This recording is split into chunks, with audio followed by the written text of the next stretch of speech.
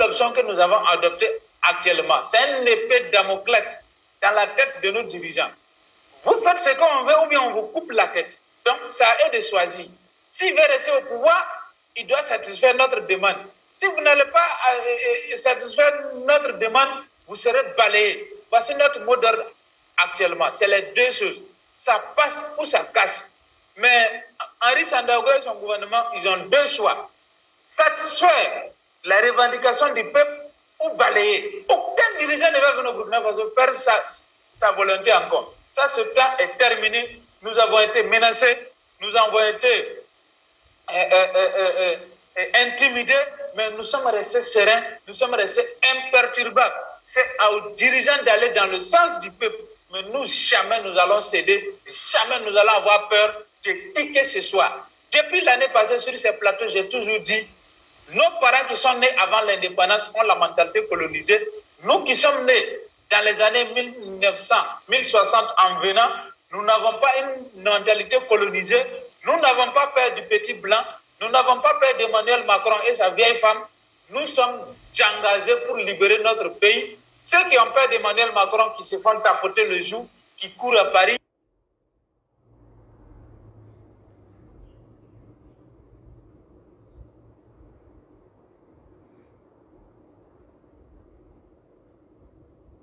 qui enlève veste en plein bain de foule, ça n'engage que ces nègres de salon. Mais moi, je suis un fils digne d'Afrique, je suis un fils digne et libéré dans mon esprit, dans ma tête. Je n'ai pas peur d'Emmanuel Macron et sa suite. Donc, ils n'ont pas de leçon de morale à me donner. Paul-Henri Sandaogo, il a pris le pouvoir par les armes du peuple, les armes achetées par l'argent du peuple, contribuable du peuple burkinabé, pour protéger le peuple burkinabé, pour défendre l'intégrité du territoire burkinabé, parce qu'il a prêté serment et porte tenue de l'armée burkinabé. Donc aujourd'hui, il a le droit de faire ce que nous on veut et non vouloir nous intimider. C'est pour cela que nous n'avons pas peur. Vendredi, demain encore à 14h après la prière, nous sommes dans la rue à Bobo-Guilasso. Merci beaucoup mon frère. Le gouvernement a parlé, mais nous on attend les actes sur le terrain. Tant qu'on ne voit pas les actes, on ne va pas arrêter. Merci beaucoup.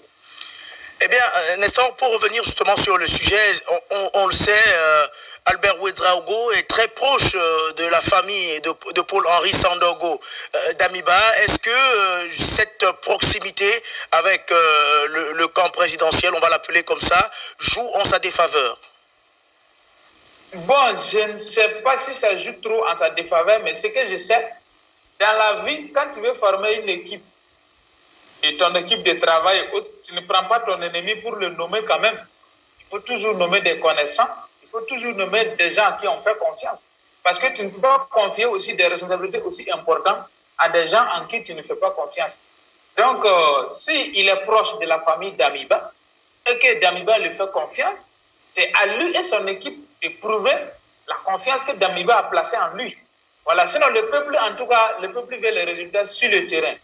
Il y a longtemps que Linda Larbaoui me disait en off, soyez patient pour le Burkina, ça a aussi la bonne raille, ça va rentrer dans l'ordre. Mais par moment, les dirigeants, il faut secouer le cocotier un peu pour leur dire qu'on est là, on ne dort pas, pour qu'ils prennent les choses au sérieux. Sinon, parfois, quand vous dormez, des choses peuvent vous échapper. Ils vont croire que non, le peuple là n'est pas conscient de ce qui se passe.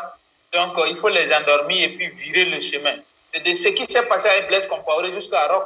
Donc, on ne va plus traîner avec des choses pareilles encore. Donc, M. Albert Ouedraogo est proche d'Henri Sandaogo. Moi, ça ne me dérange pas. Ce que moi, je veux d'eux, ils n'ont qu'à travailler et amener le peuple, c'est-à-dire que satisfaire la revendication du peuple. C'est tout ce que nous, on leur demande à l'air là. Nous, on ne leur demande pas de nous partager des bonbons. On ne leur demande pas de nous distribuer des bonbons, de l'argent ou bien de l'or. Non, on ne leur demande pas ça. Nous leur demandons simplement de rompre avec la France, de renvoyer l'ambassadeur qui nous manque du respect et finir avec la coopération française. Nous voulons passer à autre chose, avoir la vraie souveraineté. Voici ce que nous revendiquons. Notre revendication n'est pas de dire, bon, président dégage, un tel dégage. Non, nous ne sommes pas à ce stade. Mais s'ils le refusent, nous allons arriver à là.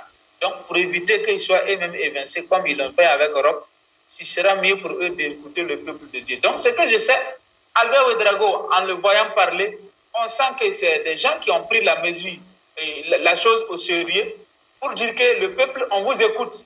Maintenant, si vous nous avez écoutés, on veut voir les résultats.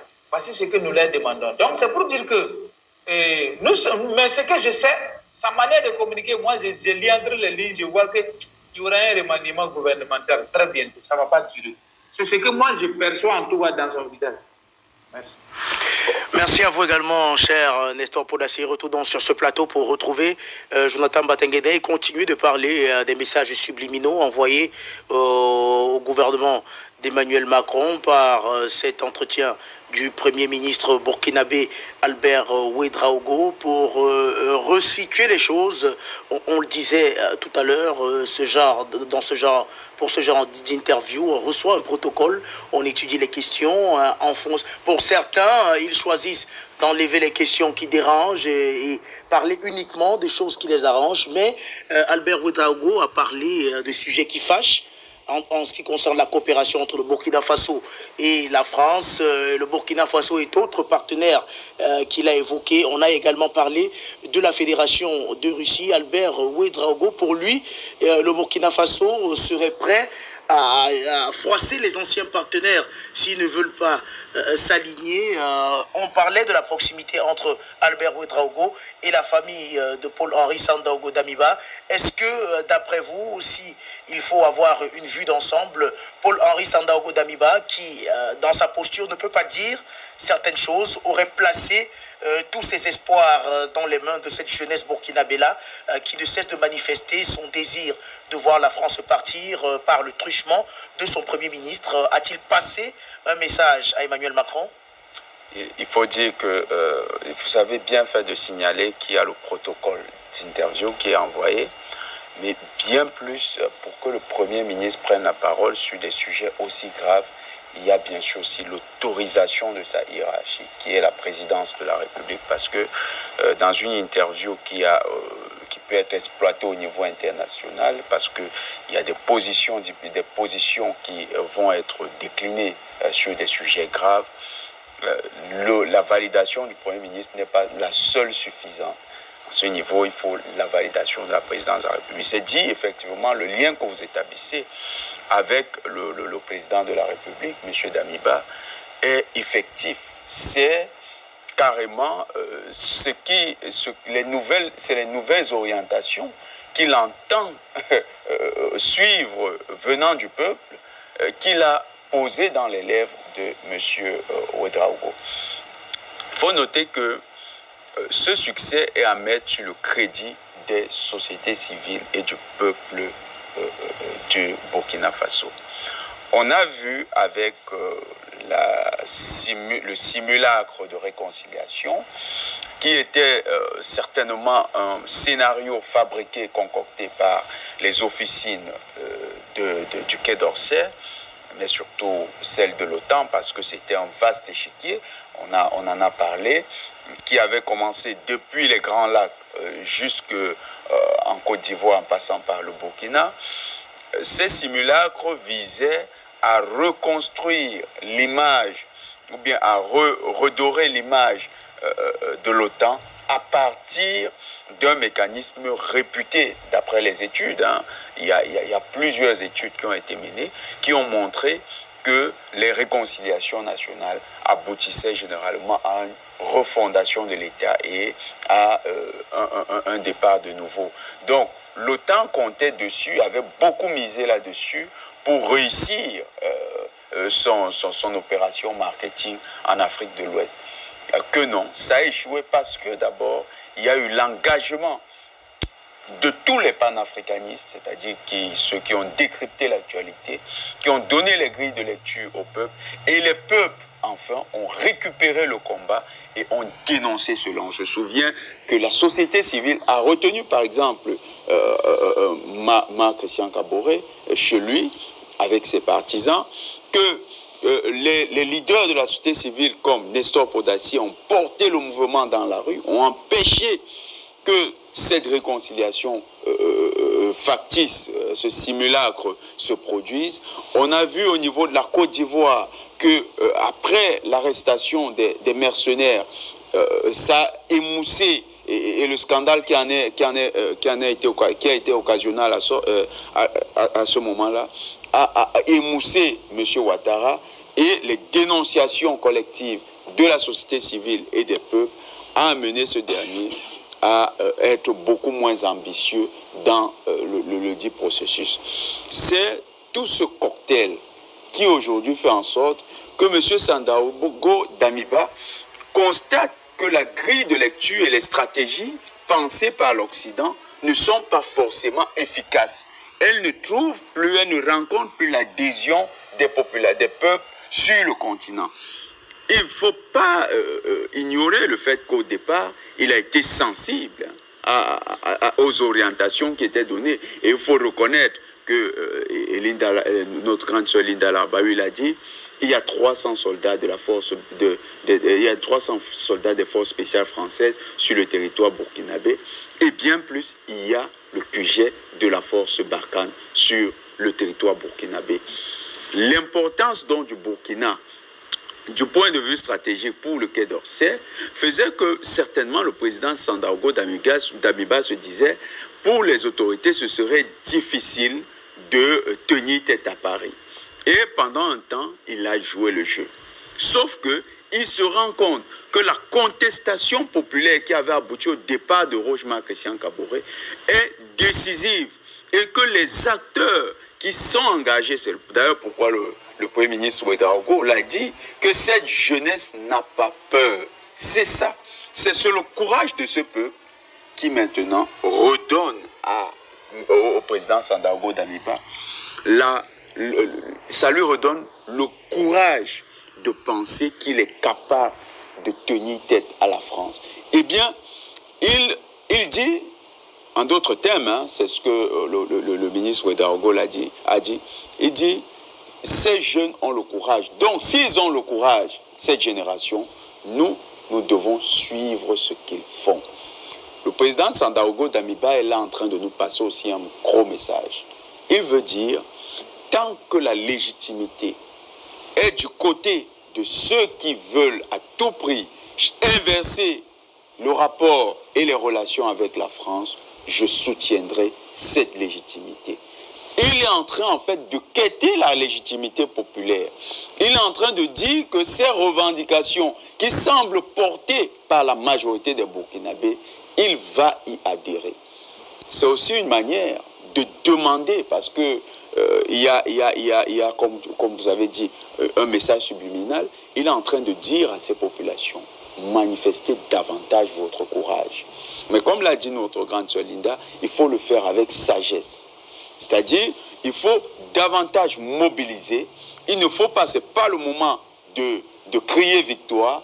Il faut davantage mobiliser. Il faut continuer à réunir les foules et à réunir les populations burkinabées autour de ce combat. Il faut montrer que l'adhésion du gouvernement va emporter l'adhésion populaire.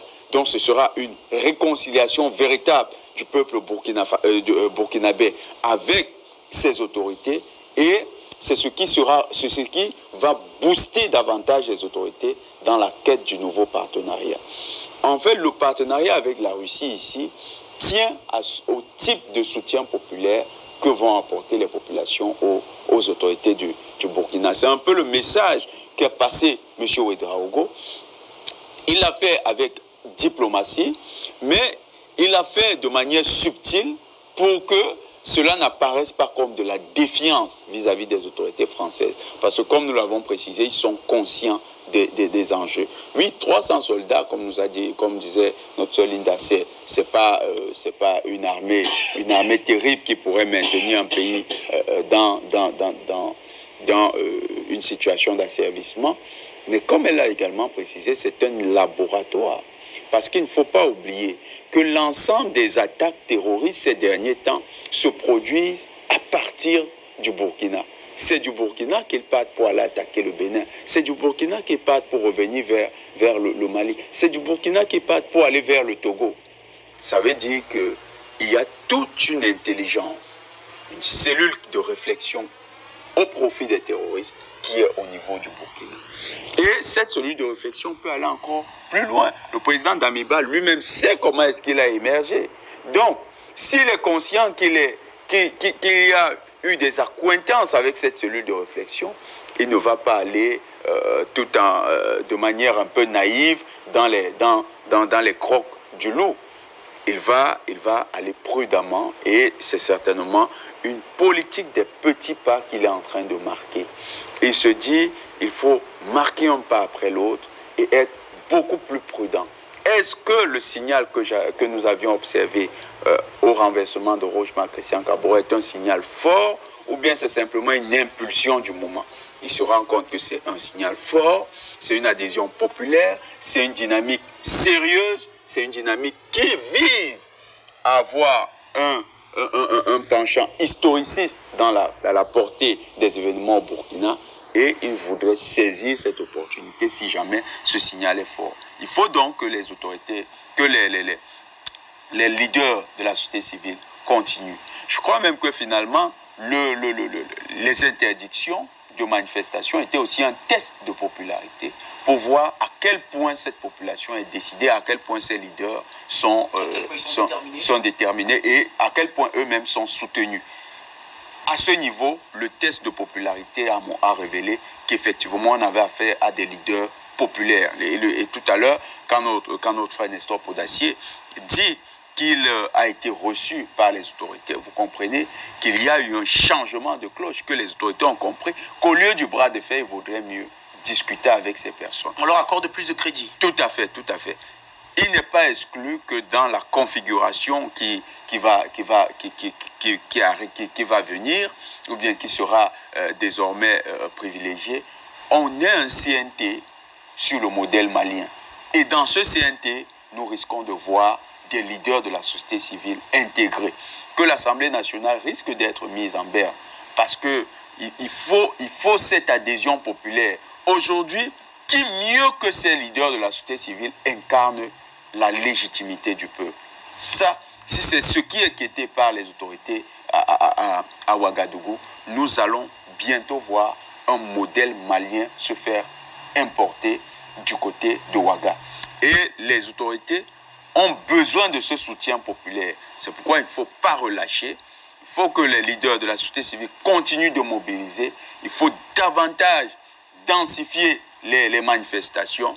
Eh bien, nous sommes d'accord avec Nestor, l'ambassadeur qui s'est montré tout à fait exécrable, tout à fait d'un langage hautain et irrévérencieux vis-à-vis du peuple malien. Ordurier à la limite. À la limite, ordurier, comme vous dites, parce que quand vous suivez les propos qu'il a tenus, c'est indigne d'un diplomate. Mais vous savez, c'est un homme qui a été nommé quand même sous le ministre Le Drian. Quand on sait quel langage M. Le Drian a eu pour les autorités maliennes et qu'on sait qu'on n'était pas très loin de Barbès avec lui, on n'est pas surpris par l'autre. Hein. Donc, si votre supérieur se comporte comme un truand, vous ne serez pas exonéré d'agir comme, parce que vous seriez influencé par. Donc, M. Alad, on peut comprendre qu'il était dans une posture où il pensait que c'était encore l'ère de Le Drian. Et, il n'a même pas réalisé que les choses avaient changé déjà. Tout à fait. Il n'a pas vu que son compatriote et collègue au Mali a été renvoyé, a été prié de libérer le territoire. Il est encore dans le confort. Il se disait à cette réunion qu'il est dans le confort, surtout que c'était le 14 juillet. Il se disait, je suis dans le confort, tout le monde est venu voir l'indépendance de la grande France. Donc, il s'est trompé de contexte. Il y a une époque où la France est le nain géopolitique, ce n'est plus la grande France. S'il a quelques admirateurs parmi quelques courtisans à Ouagadougou, qu'ils se contentent de leur compagnie, mais qu'ils sachent que cette compagnie-là ne l'exonère d'aucune critique vis-à-vis de ces déclarations portées contre le peuple burkinabé. Aujourd'hui, il est en train de payer les frais de son arrogance et le peuple burkinabé est en train de lui montrer que désormais, leur dignité en tant que pays des hommes intègres, leur dignité ne se marchande pas et cette dignité ne s'aplaventrit pas devant la France. Pour relancer justement, Jonathan Batengene, sur l'adhésion populaire recherchée par les autorités là, est-ce que vous avez évoqué la stratégie des petits pas mise en place d'après vous par le gouvernement de Paul-Henri Sandaogo Damiba? Est-ce que vous également, vous comprenez cette autre partie de la population qui est opposée à cette politique des petits pas, qui voudrait véritablement une fracture visible et qui, à l'instar de ce qui s'est passé du côté du Mali, pour permettre de leur faire comprendre que les choses sont réellement en train de changer, parce que pour eux, ils estiment qu'actuellement, rien ne bouge? C'est vrai, le peuple est toujours très impatient. Vous savez, la Révolution française, c'était un peu ça, hein, un peuple outré qui voulait les changements, et finalement a posé une dictature au pouvoir. Et cette dictature a elle-même été renversée par un coup d'État.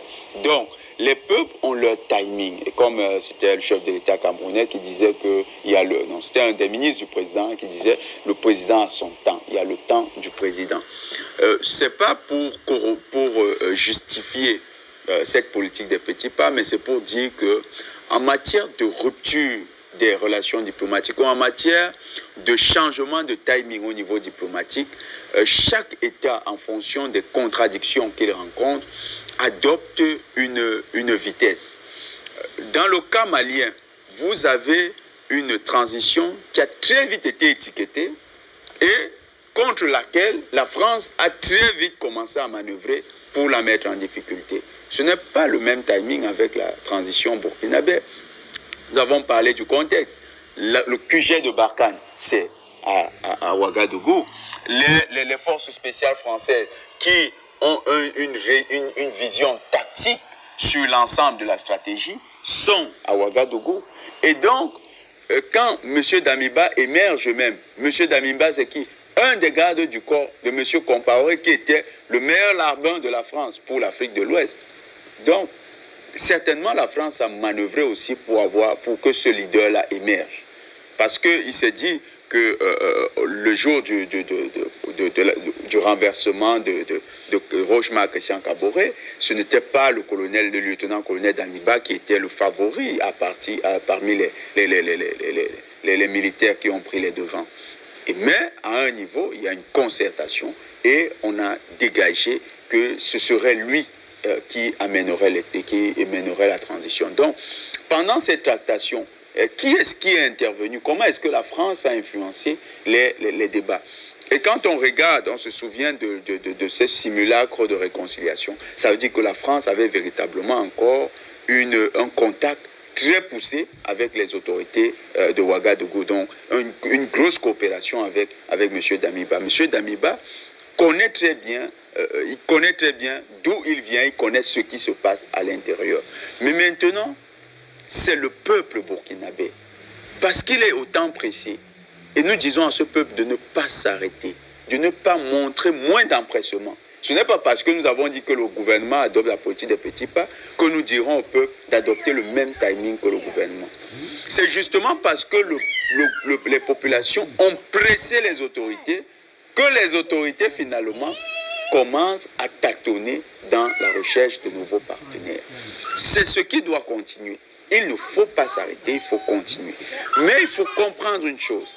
Les changements pour ce type de régime peuvent être subtils et peuvent prendre un peu plus de temps, mais ça ne veut pas dire qu'ils ne se produisent pas. C'est une situation d'un goût. C'est comme si vous aujourd'hui, vous arrivez, vous êtes, comment dire, vous êtes déshydraté. Pour vous réhydrater, ça prend un peu de temps. Ça prend un peu de temps, même à l'hôpital. Pour le faire, on vous met une perfusion et ça prend un peu de temps. Donc c'est la même chose. Il faut donner un peu plus de temps aussi à ces autorités, mais il faut davantage densifier les mobilisations populaires. Il faut que cette mobilisation reste forte. Si ce gouvernement va prendre 1 an pour tourner la page française, eh bien, que les leaders de la société civile également se donnent 1 an pour davantage mobiliser et rester dans les dispositions actuelles. Ne vous essoufflez pas. Ce combat que nous avons ouvert contre les forces impérialistes est un combat qui demande de la persévérance. C'est la persévérance et la décision du peuple burkinabé qui va résolument inverser la tendance. Quant aux autorités, faites-leur davantage confiance, amenez-les à changer, mais il faut aussi noter qu'il y a des endocolons qui vont toujours manœuvrer à vouloir changer les choses. Eh bien, chaque fois qu'un endocolon, si vous l'identifiez, n'hésitez pas. Manifestez, faites pression pour qu'il soit éjecté du gouvernement. C'est ainsi que le combat va réussir. Il ne faut pas que cette pression retombe, il faut qu'elle continue plutôt qu'elle s'amplifie. Merci à vous, Jonathan Batengene. Issa Diawara, pour une partie du peuple burkinabé, il faudrait trancher le nœud gordien pour permettre au Burkina Faso de se libérer complètement de l'emprise de la France. Pour vous qui faites l'expérience d'une coopération avec une coopération militaire en tout cas avec la Fédération de Russie, que gagnerait le Burkina Faso à trancher ce nœud gordien-là pour véritablement accentuer la coopération avec la Fédération de Russie? Ok, merci bien. D'ailleurs, mes salutations à Jonathan, à qui je dois même d'ailleurs dire, je ne crois pas que les autorités du Burkina ont besoin encore de plus de temps. C'est Damimba qui avait fait un beau discours à son arrivée. C'est lui qui a demandé un délai de 6 mois pour voir les résultats sur le terrain. N'oubliez jamais, on juge l'homme par en tout cas sa parole. On dit chez nous ici dans la littérature orale que l'homme n'a pas de crinière, l'homme n'a pas de queue. Mais le seul point de prise de l'homme reste la parole. Donc c'est sa parole, c'est lui qui avait dit cela. Et avant d'arriver à cette coopération, les avantages d'une éventuelle coopération avec la Russie, permettez-moi de dire simplement que je me souviens que le président Omar Bongo, le président Mobutu avaient des discours nationalistes. Mais nous savons ce qui s'est passé après. Une chose, c'est vraiment de tenir les discours nationalistes. Et moi, je suis sûr d'une chose. Il n'y a pas d'autre ici à ce qui se passe. Connaissant un peu le peuple du Burkina, il n'y a pas d'autre ici que l'application de la volonté massive du peuple burkinabé. Il n'y a pas autre ici, il n'y a pas autre alternative. Et Damimba, ces hommes peuvent mettre du temps, mais ils vont finir dans ça. Ils reviendront dans ça. Et nous disons, même si, il y a un proverbe américain qui le dit, même si l'oiseau vole, en tout cas, quel qu'en soit le nombre d'années que l'oiseau doit mettre à voler, hein, il sera au ciel et son cadavre va courir à terre. Il finira ici sur la terre. Ça, c'est très clair. Il ne va jamais rester suspendu là-bas. Donc, Damiba, je pense, il finira par appliquer ce que le peuple burkinabé demande. Parce que nous sommes dans une transition. C'est quoi l'issue d'une transition? L'issue de toute transition, c'est bien sûr donner le pouvoir au peuple souverain, remettre le pouvoir, stabiliser les choses et remettre. Est-ce en voulant s'opposer à la volonté majoritaire des Burkinabés, est-ce c'est vouloir stabiliser les choses? La réponse est non. En allant à une élection pour lui, Damimba se retirer. Tant qu'il n'a pas satisfait la volonté de la majorité du Burkina, est-ce qu'il pourra obtenir la retraite qu'il veut? La réponse, c'est non. Donc, je dis l'issue de toute cette situation, je rassure les sorts, ils doivent continuer, mais ça va finir par ce qu'ils sont en train de demander. Vous savez, il faudrait que, en tout cas, il faudrait savoir, dans les discours, j'ai suivi un peu, oui, Damimba a bien dit qu'il faut, pardon, Jonathan a bien dit qu'il faut que Damimba valide les discours du Premier ministre Ouedraogo. Mais moi, je vais bien au-delà.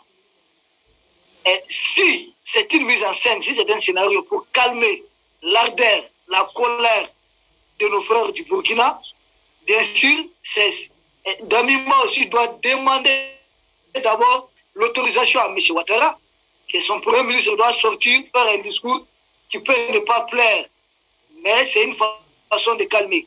Et Ouattara doit aussi chercher la validation auprès, bien sûr, de M. Macron. C'est de cela que les questions, c'est la chaîne des commandements.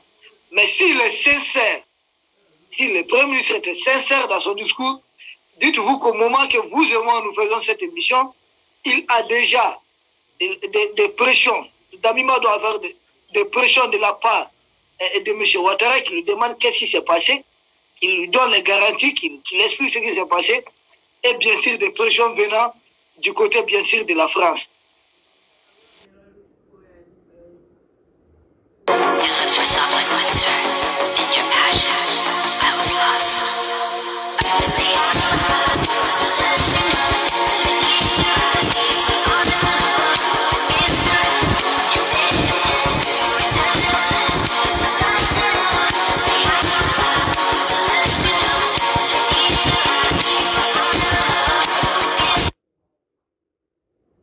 Ensuite, je pense que le discours du Premier ministre là va atteindre certains, mais ça ne soyez pas surpris, ça va atteindre certains Burkinabés. Ouais. Ce genre de discours. Mais ce même discours va concher une opération de communication pour ce que vous êtes en train de faire. Ce qui veut dire que vous aurez d'autres adhérents. Et cette fois-ci, ce sera encore ceux qui sont très déterminés. Il y a toujours un noyau sur place, donc dites-vous que c'est un train. Certains vont monter à bord, d'autres vont descendre.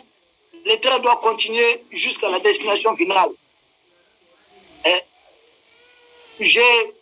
Généralement, ce qui concerne quand vous analysez les discours de Damimba ou bien du régime burkinabé, et quand vous analysez ce qui se passe sur le terrain, autrefois quand ils sont venus au Mali et qu'ils avaient des jeunes enfermés au Burkina, nous on avait dit que c'était une incohérence.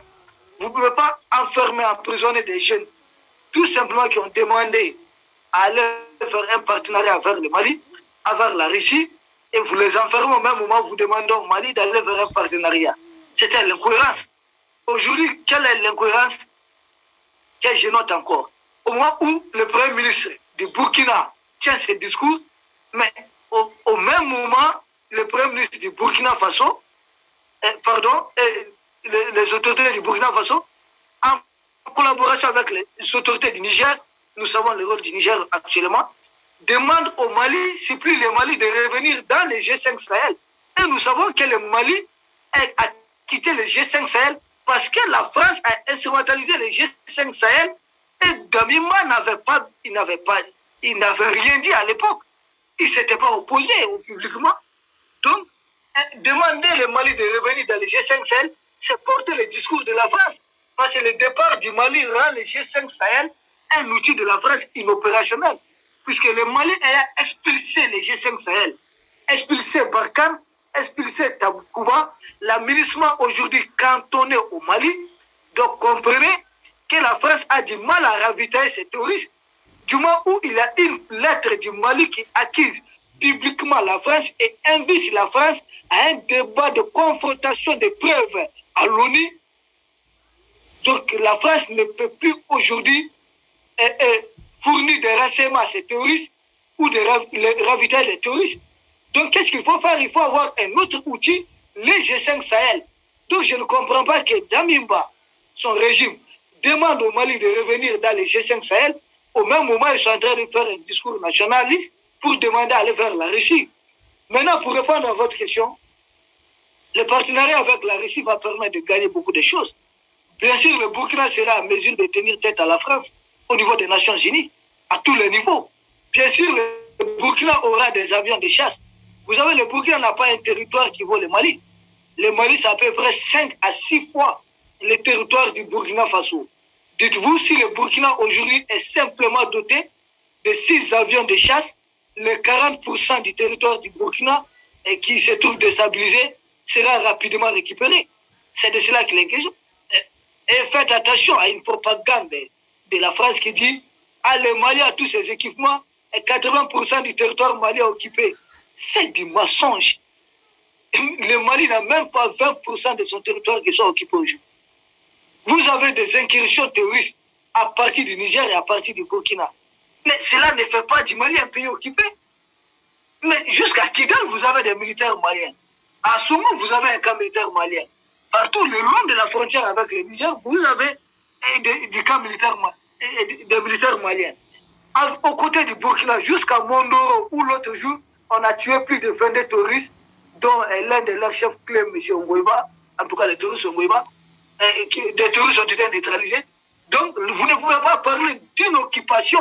Il faut changer ce discours. C'est du mensonge.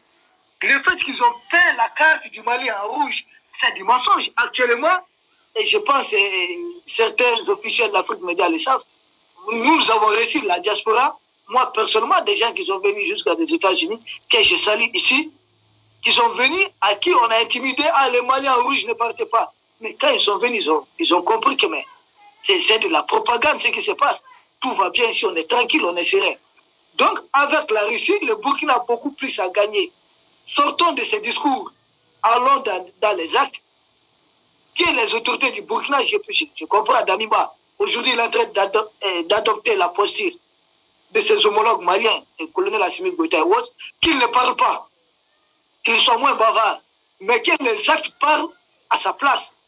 Il peut garder son premier ministre dans ses discours. Au Mali, c'est le premier ministre Choguel Kokala Maïga qui a donné le ton. Et ça a été sincère. J'espère.